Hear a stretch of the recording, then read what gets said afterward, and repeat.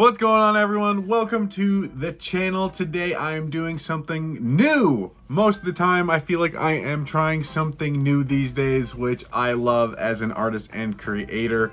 I hope you guys enjoy this too. Today we are creating some art with stencils and wood. My in-laws own a DIY shop where you pretty much pick a project, and if it is a wood-based project, you get to choose your design, they print the stencil, and then you get to paint said stencil. So I donated my time and helped them create some samples of some projects. The project we are focusing on today is a 3D Harry Potter wood design. It includes some laser printed wood pieces, painting, gluing. It kind of is an all-encompassing creator project. I unfortunately do not have any footage of the laser machine being used. We finally just got our personal laser machine set up, so it is not fully functioning. So we got some of these pieces from another nearby shop that could do this. So what I'm gonna do is take you through the process of creating this project, everything I did to go about the creation of this, from laying down the stencil to the painting to gluing to assembling everything. I love these DIY projects. I think they're so fun, so I can't wait to take you through the process here. So let's jump on in. So I have my stencil here, and now I am cutting out the pieces. This stencil has a lot of moving parts. You can see that there is in total 7 different pieces to this stencil. The top long parts are all 3 characters' heads. So we're gonna be doing Harry, Ron, and Hermione. These elongated pieces are their head shapes. And then the smaller 3 square shaped pieces at the bottom are part of their necks and collars. Those will get overlaid later on, but right now I'm just separating everything so that it will fit on our wood boards properly.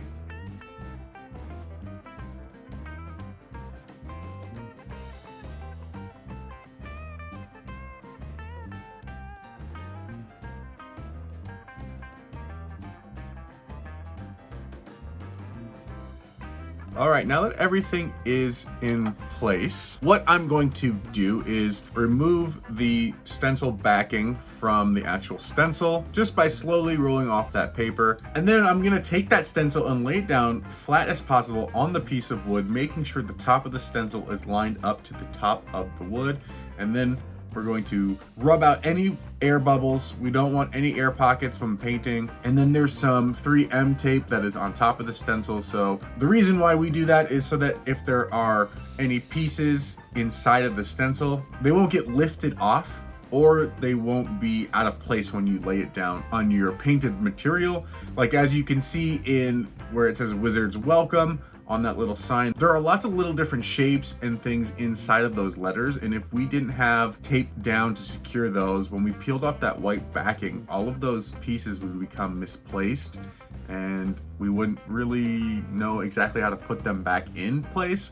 So it's just best practice to tape everything down and then peel off the tape once your stencil is on your surface. The next step is to paint. Because this is a step-by-step kind of a stencil, I want to make sure that I get the head color paint done first, because then their robes and their uniform will go on top as the next stencil. So it's better to work from back to front in this case. So I'm using a skin tone paint. So the technique that my in-laws use at their DIY studio is pretty fun. You take a clothespin and a makeup sponge, fold it in half and pinch it together, and then you dip it in the paint and use a dabbing motion, almost like stippling your pen when doing a drawing. You're doing that with the paint. We find that it works much better on a stencil, that it doesn't cause a lot of bleeding underneath that stencil. You can see that I am kind of rubbing the brush. I was trying something different and seeing if I could get a cleaner paint with the acrylic. I think it worked pretty well, but I know for sure that is not the technique my in-laws would like me to use. So let's set that aside, and then we can start the next face. The remaining 2 faces are going to be the same process. We're going to take the stencil, lay it down, make sure there are no air bubbles, peel off that tape, and use the same paint color. I'm using the same technique of repeated dabbing with the paint and the brush over the skin area.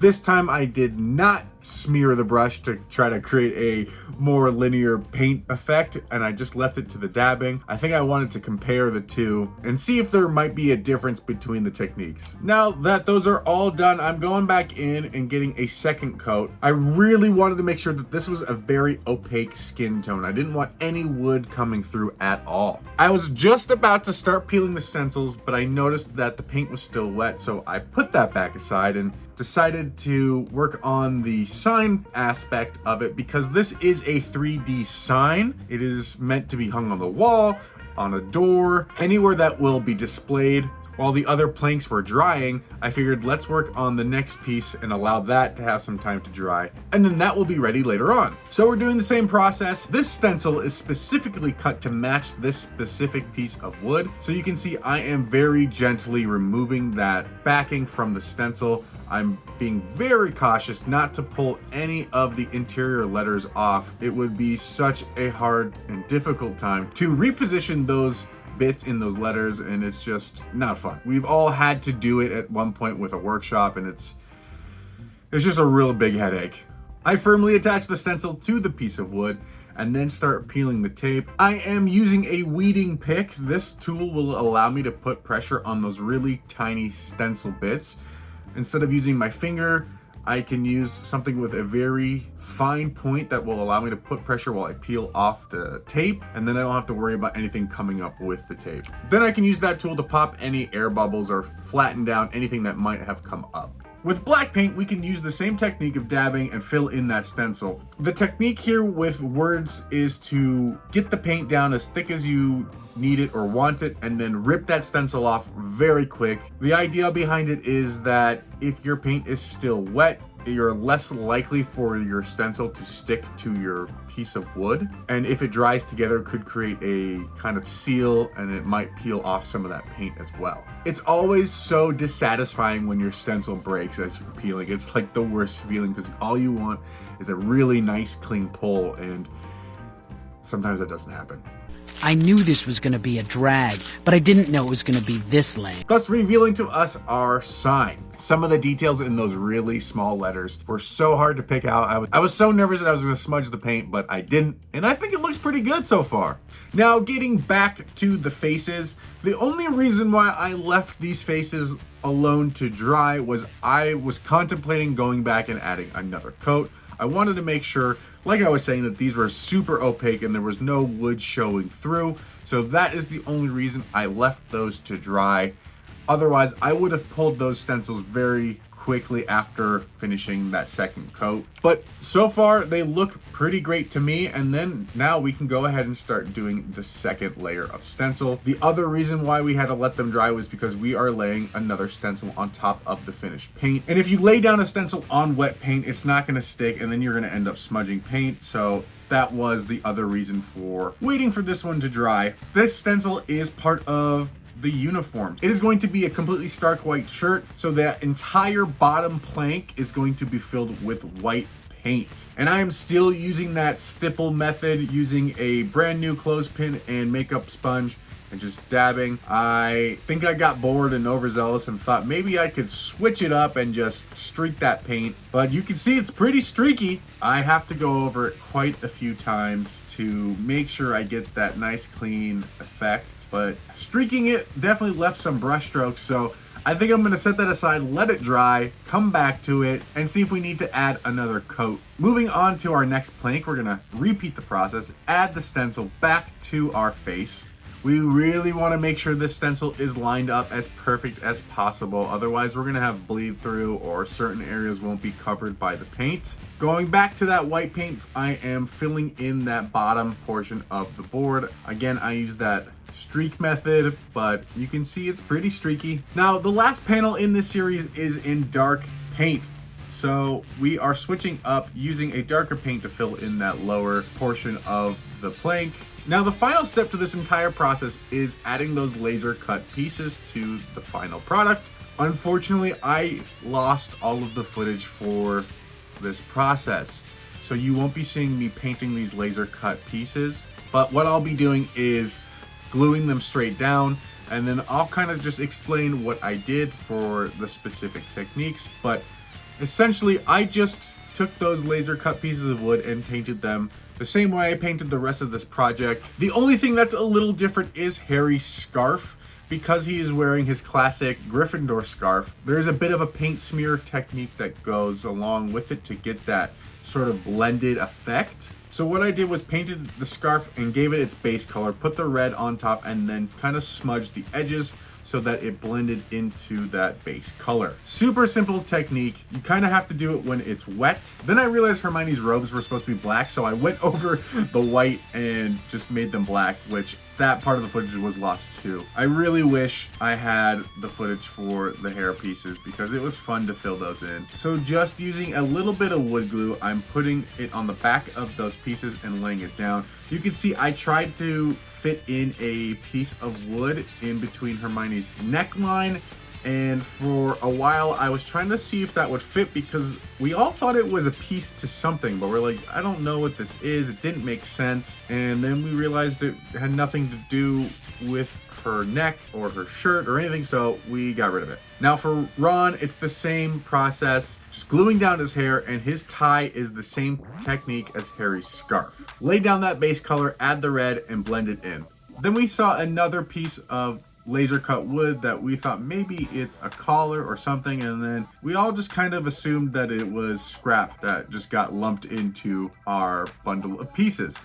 And then to complete Ron, I grabbed a paint marker and then just added a few freckles across his face. The last bit of detail here is adding some highlights to his hair. So using a white paint marker, I added a few streaks. Then adding some detail to his shirt, I used a black paint marker, gave him a collar, and then used the white one again to give some definition to the tie. Now the same thing with Harry. I grabbed a white paint marker and added some streaks and highlights to his hair, as well as to his scarf. We can also add all of that same detail to Hermione as well. And then I did decide to give Hermione that triangle piece. She was the only character that did not have anything on her chest. The two boys had a scarf and a tie, so I figured Hermione needed something there as well. Now their faces are not meant to have any detail. That is the style of this project, so they are just completely blank.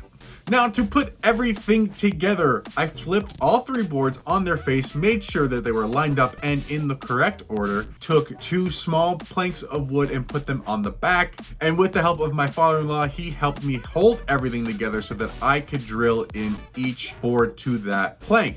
Doing this will ensure that everything sticks together, nothing's ever going to come apart, and everything stays as one solid piece. I also started from the outside in, that way that the centerpiece had nowhere to go with the two pieces anchoring. It just is way easier. You don't have to worry about everything sliding. Now to add that sign, it's going to go right at the very bottom, so just adding some wood glue, plop it down right at the base. There was also a wand piece that got painted just like everything else. That was also some footage that got lost, so here I'm just gluing it just a tad bit and sticking it onto that sign. And then I just kept finessing it. I was trying to find the right composition of where it should be and which angle it should go, and then I finally was just like, forget it, it needs to just be there.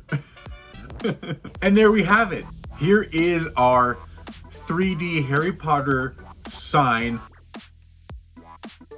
This was so much fun. I typically don't do stencil work like this. If you're a follower of this channel, you know that I prefer to do everything by hand from scratch. So doing this was very foreign to me, but I had a lot of fun because it was just painting and adding details. It was doing something that I typically don't do, so it brought me out of my comfort zone. And I just loved it. It felt like a very tactile paint project where I needed to use glue, I had to use a laser machine, a drill. It kind of encompassed all sorts of craft making in one project, and I loved that. It was a lot of fun. And I also think this project turned out great. It looks really cool. It's super clean. I love the colors, and it looks great on a wall. So my friends, that will do it for today. I hope you enjoyed this project. If you did, give this video a thumbs up. If you haven't already, hit that subscribe button, and then once you do, hit the bell button so you know when I upload the next video. You can follow me on social media and see all of the drawing videos that I post there as well. I post a lot of clips and things that I'm working on throughout the week. I hope you enjoyed watching me build this Harry Potter 3D sign. There will be a lot more projects like this. All sorts of things are coming out. I'm working on some 3D print projects, some Lego projects, and there definitely will be some more 3D wood projects like this as well. Thank you so much for joining me on this one-day project. I hope you guys are pursuing all of your projects. Just keep going at it. Don't stop. If something seems a little frustrating or tough, just work past it. Just take a step back, figure out how to tackle it, and keep going. We are here to create, and I hope I can inspire you to create something that you've been wanting to or haven't quite had the courage to do. All I can say is just do it. Go out there and create. Let's create together. Share all your creations with me. I would love to see what you're working on, and I will see you next time for another project. Bye, guys.